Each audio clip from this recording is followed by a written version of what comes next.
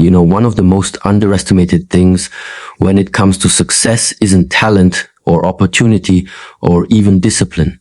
It's self-awareness. And I don't mean that vague social media version of self-awareness where you say, I know I like coffee in the morning, or I'm aware I get cranky when I'm tired.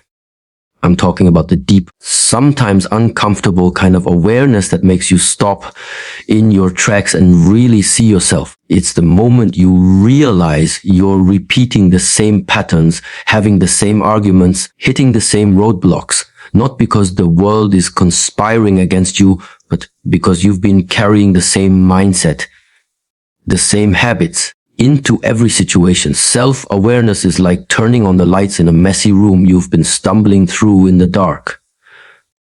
Suddenly, you can see the piles on the floor, the chair that's been in your way for months, the door you didn't realize was slightly open. And here's the thing, you can't start clearing that room until you see it for what it is. Shi Heng Yi teaches something that sounds so simple, but is profoundly hard to practice if you don't pause. If you don't create space to observe yourself, you will keep moving through life as if you're blindfolded, just reacting to whatever you bump into. Most of us are so busy keeping up with life that we don't realize we're also keeping up with our own blind spots.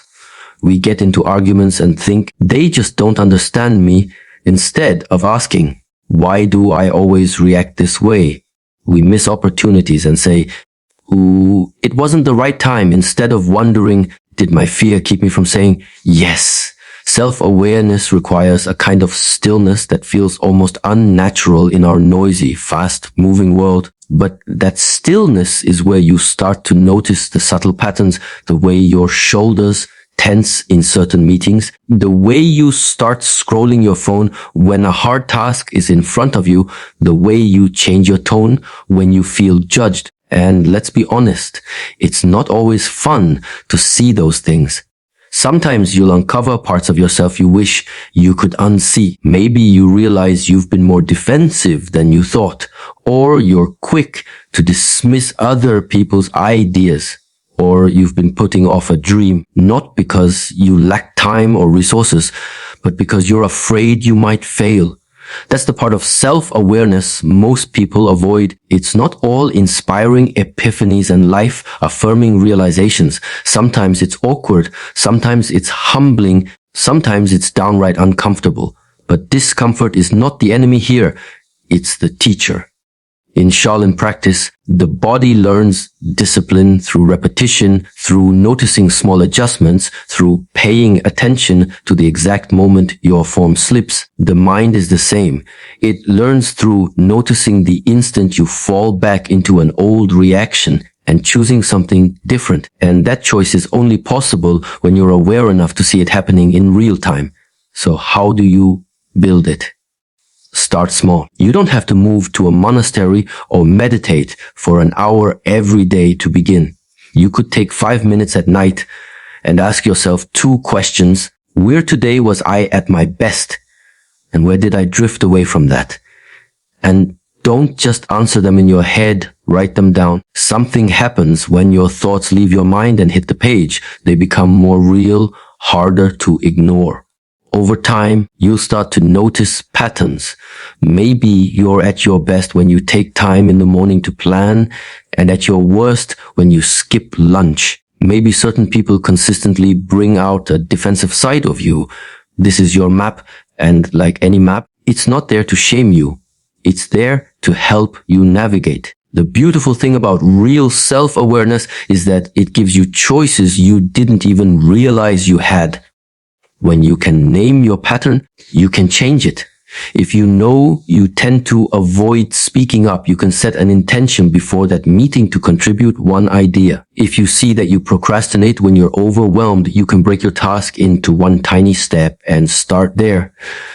Without self-awareness, you're just reacting. With it, you're responding with intention, with clarity, with purpose. And here's what's even more powerful. When you practice self-awareness, you also change how others experience you. People can feel when you're present, when you're not running on autopilot. They can sense when you're truly listening, when you're willing to own your part of the story. That presence builds trust, and trust opens doors that skill alone can't unlock. So if you take nothing else from this, take this. Success starts with seeing yourself clearly, because you can't hit a target you can't see, and you can't change what you refuse to notice. If there's one voice that has more influence over your success than any mentor, boss, or critic you'll ever meet, it's the one in your own head. And yet, most of us treat that voice like an unfiltered, unchecked commentator, just saying whatever it wants without us ever questioning it. That voice has been with you for years, whispering things about who you are, what you can do, and what you can't. And here's the thing, it's not always telling you the truth. In fact, a lot of the time, it's feeding you lines that you wouldn't dare say to another human being, but you accept them without blinking because they feel familiar. Negative self-talk is sneaky. It doesn't always come through as a loud, booming, "You're not good enough." Sometimes it's a quiet, almost reasonable sounding thought like, "Maybe I should wait until I'm more prepared," or "This just isn't my thing." It disguises itself as caution or humility when really it's fear in a clever costume. Shi Heng Yi talks about how the mind is like a garden. You can't expect to grow strong, healthy plants if you keep planting weeds. And every time you tell yourself you're not ready, not worthy, not capable, you're planting weeds. They take root, they spread, and before you know it, they've crowded out the good seeds entirely. Now, I want you to think about how powerful language is. Not just the words we say to others, but the ones we speak silently to ourselves. Every single time you tell yourself, "I can't," your brain listens, your body listens, your actions follow. And soon, it's not just a thought, it's a self-fulfilling prophecy. You don't apply for the job because you've already decided you're not qualified.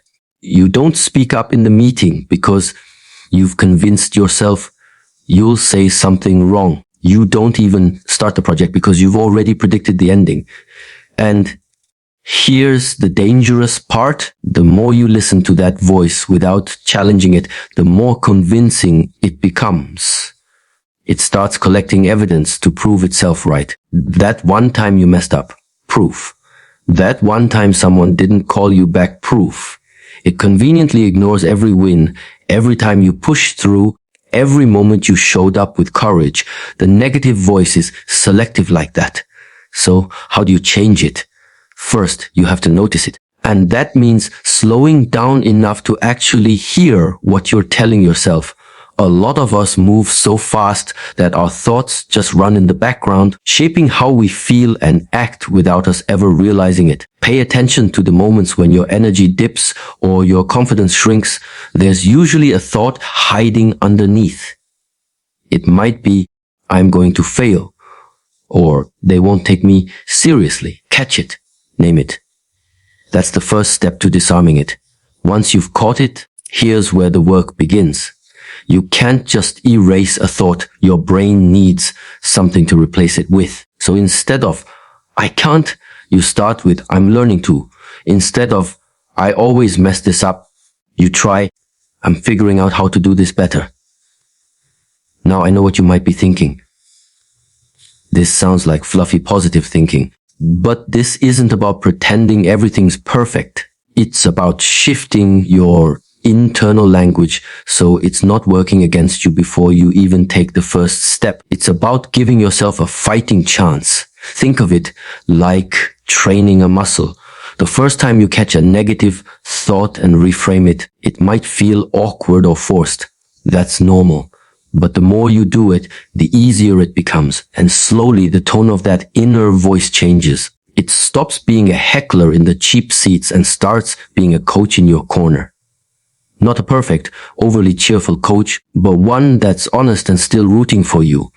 And here's something else. When your inner dialogue changes, the way you show up changes. You take more risks because you're not already tearing yourself down before you start. You recover faster from mistakes because you're not using them as proof that you're a failure. You actually start to see yourself the way others see you, capable, resilient, growing. It's not an overnight shift. And there will be days when that old voice tries to come back loud and convincing. But every time you choose to speak to yourself with encouragement instead of judgment, you weaken its grip. And little by little, the belief that you are enough stops feeling like a pep talk and starts feeling like the truth. Because the reality is, the words you feed yourself are the blueprint for the life you build. If you think about the moments in your life when you've really accomplished something meaningful, chances are you were deeply focused. You were locked in. Time seemed to disappear, and it was just you and the task in front of you. That kind of focus is rare today, and it's not because we're lazy or unmotivated. It's because we live in a world that's constantly trying to pull our attention in 100 different directions. Every ping, every notification, every little quick check we do is like a tiny thread tugging us away from what actually matters. And over time, we stop realizing how much energy those tugs are stealing from us. Distraction isn't just about our phones or the internet. It's a habit of the mind. Shi Heng Yi teaches that a wandering mind is like an untrained wild horse. It will run in any direction unless you learn to guide it. And in our modern lives, that horse is getting pulled toward every new headline, every little red bubble on the screen, every urgent thing that probably isn't all that urgent. The real cost isn't just wasted time. It's that we lose the depth, the quality, and the satisfaction that comes from fully engaging with what's in front of us. Here's the truth. Multitasking isn't the badge of honor we've been sold. You're not doing 3 things at once. You're just doing 3 things badly, with your brain jumping back and forth so fast it never gets the chance to go deep. And the deeper truth is success in anything, whether it's building a business, mastering a skill, or improving your health, doesn't come from half attention. It comes from sustained, deliberate focus. When you're distracted, you're not just losing minutes, you're breaking the momentum your brain needs to do its best work. Scientists call it attention residue, the mental leftovers from the thing you were just doing that linger and muddy your ability to fully engage with the next thing. Imagine trying to climb a mountain, but starting over from the base every few steps. That's what happens to your productivity when you're constantly switching. So how do you start reclaiming that focus? It begins with awareness, seeing when your attention is slipping and understanding what's pulling it. It might be your phone. It might be that you're avoiding something challenging. It might be that you've never actually practiced the discipline of single tasking. And yes, focus is a discipline. In Shaolin training, the ability to hold your attention in one place is as important as physical strength. The body follows the mind, and if your mind can't stay still, your body will waste energy chasing distractions too. One of the simplest practices to strengthen your focus is to create intentional spaces for deep work. Time blocks where you commit to one task. No interruptions. No just checking anything. Even starting with 20 or 30 minutes can rewire how you work. And when distractions pop up, and they will, you treat it like meditation. You notice the pull, and you gently bring yourself back to the task. No shame, no frustration, just awareness and return. Another way to sharpen focus is to get clear on what actually matters. If you don't know what's most important, everything will compete for your attention, and the loudest thing will usually win. Before you start your day, identify the 1 or 2 things that would make the biggest difference if you gave them your best energy, and then protect that time like it's sacred. There's also a piece here about energy. Focus isn't just a mental game, it's physical. You can't expect deep concentration if you're running on caffeine, sugar, and 5 hours of sleep. Your brain needs fuel, rest, and movement to work at its best. Shi Heng Yi would tell you that the body and mind are not separate, they are one system. If the body is scattered and restless, the mind will be too. And I'll be honest, it's not easy at first. You'll feel the itch to check your phone. You'll tell yourself, feel the itch to check your phone. You'll tell yourself, I'll just take a quick look. But every time you choose to stay present, you're training your mind like a muscle. Over time, that muscle grows, and what once felt impossible, an hour of uninterrupted focus, starts to feel natural. Because here's the thing, focus is freedom. When you can direct your attention, you can choose what gets your energy and what doesn't.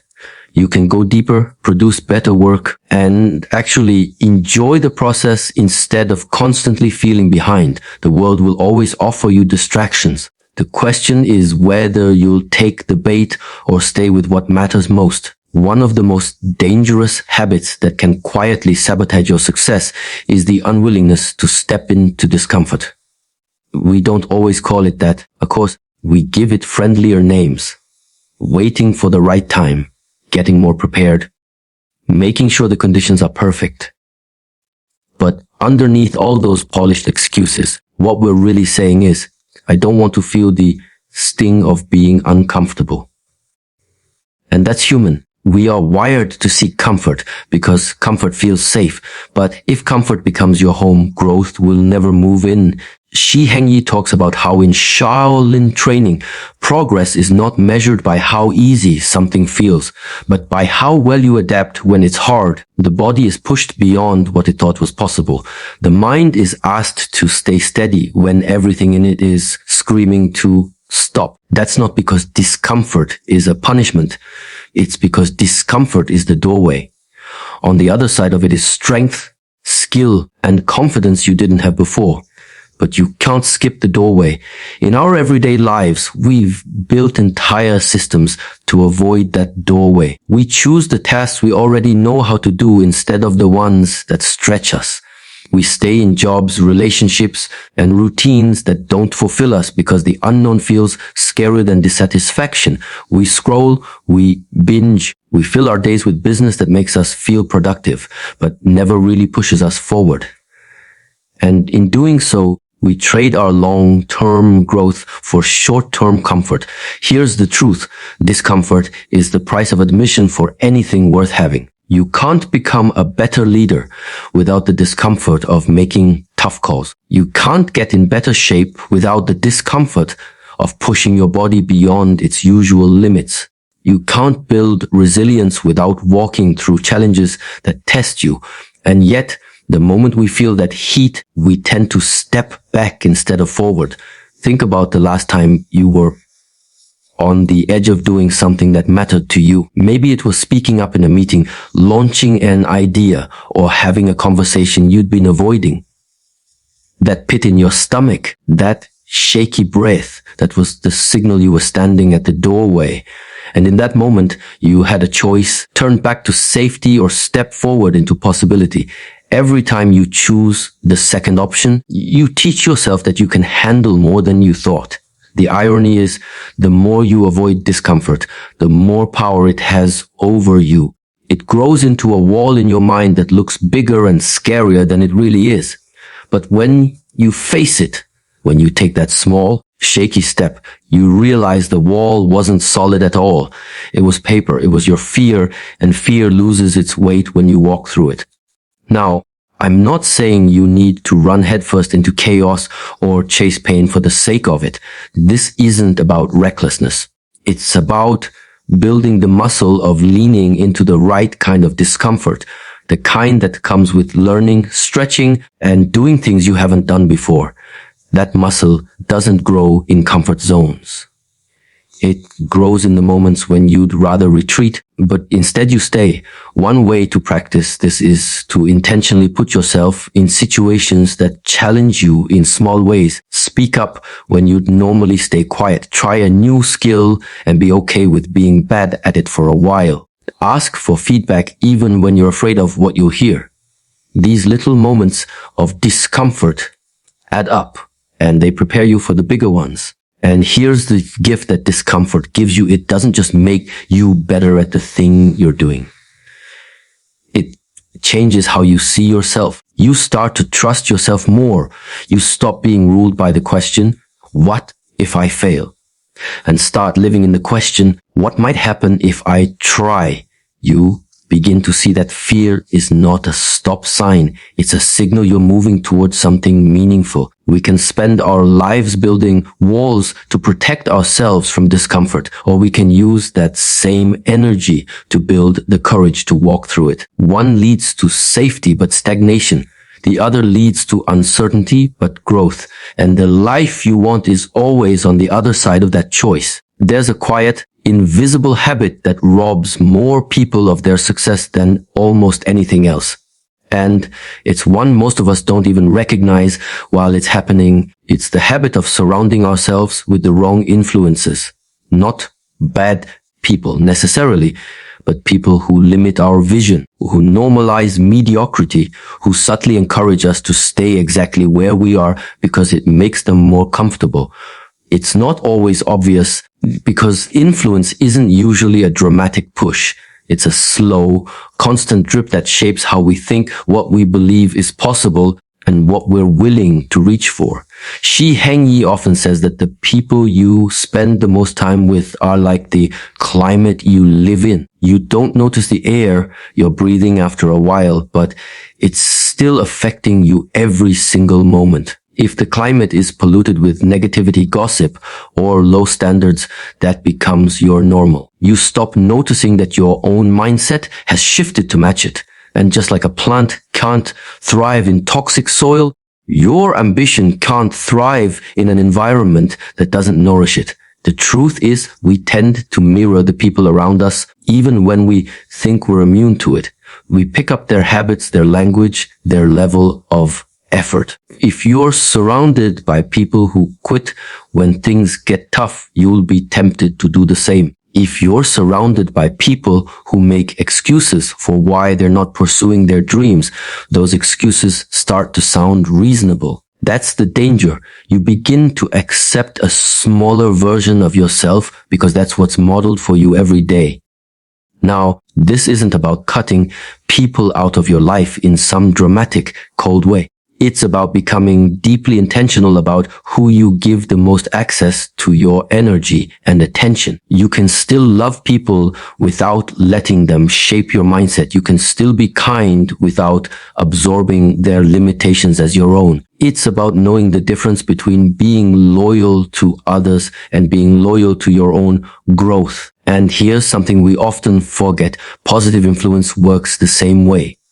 When you're consistently around people who challenge you, who push themselves, who dream bigger than feels comfortable, that energy starts to rub off on you too. You start to think differently.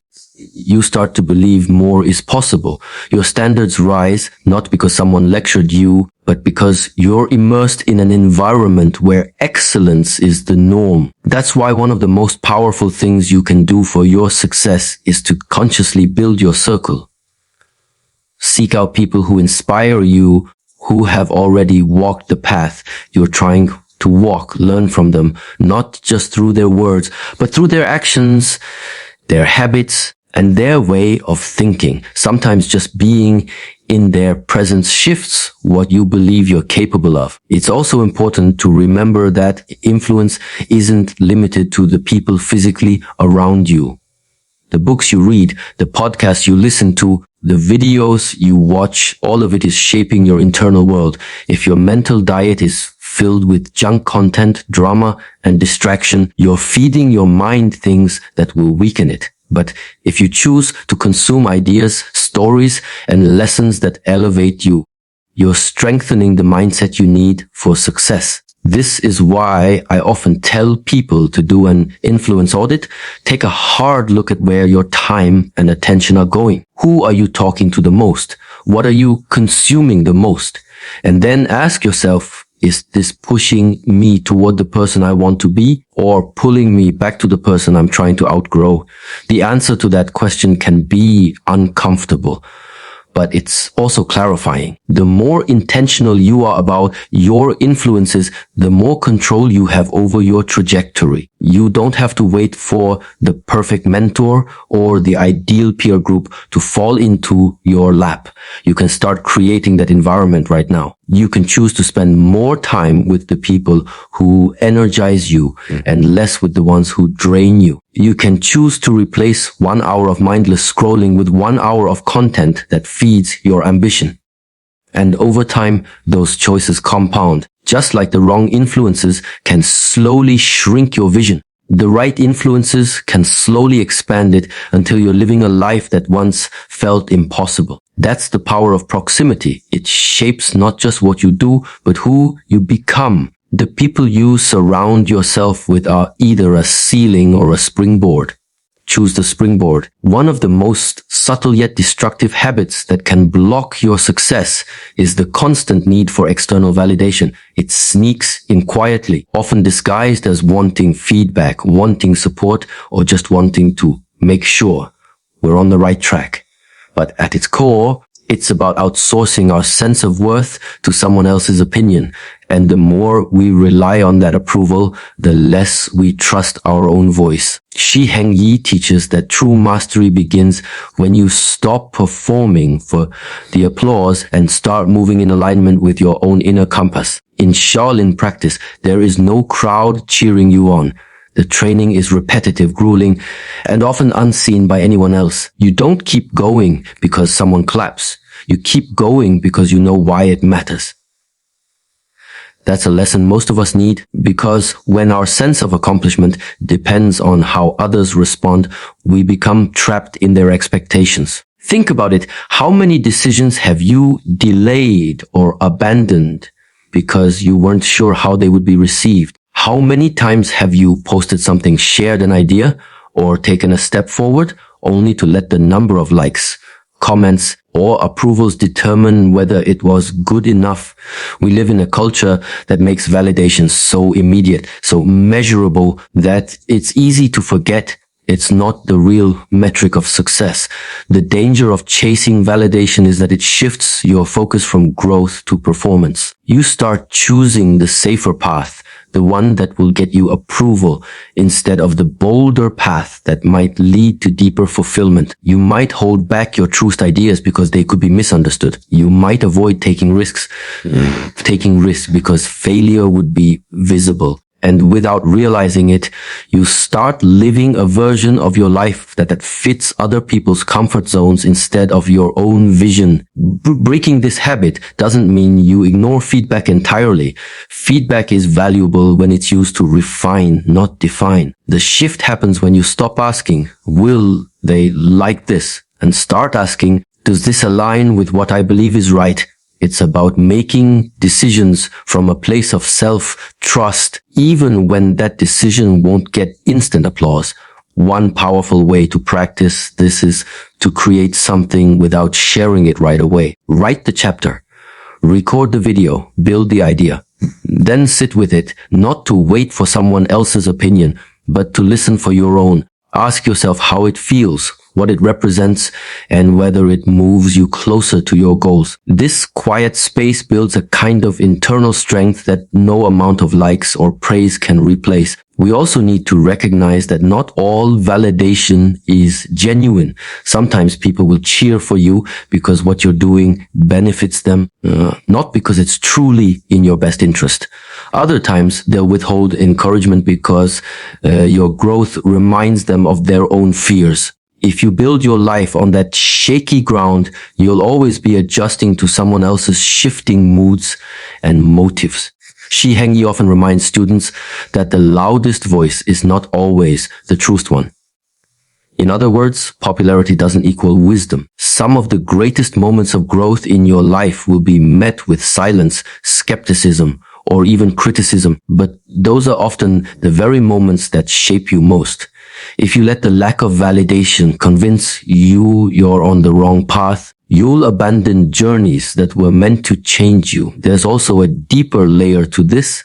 When you stop chasing validation, you give yourself permission to be fully authentic. You stop polishing yourself into the version you think people want to see and start showing up as the person you really are. That authenticity may not be universally approved of, but it will resonate deeply with the right people. And those are the connections that last. The more you build your life on self-trust, the more stable it becomes. External validation will still come, and when it does, it will feel like a bonus, not the foundation.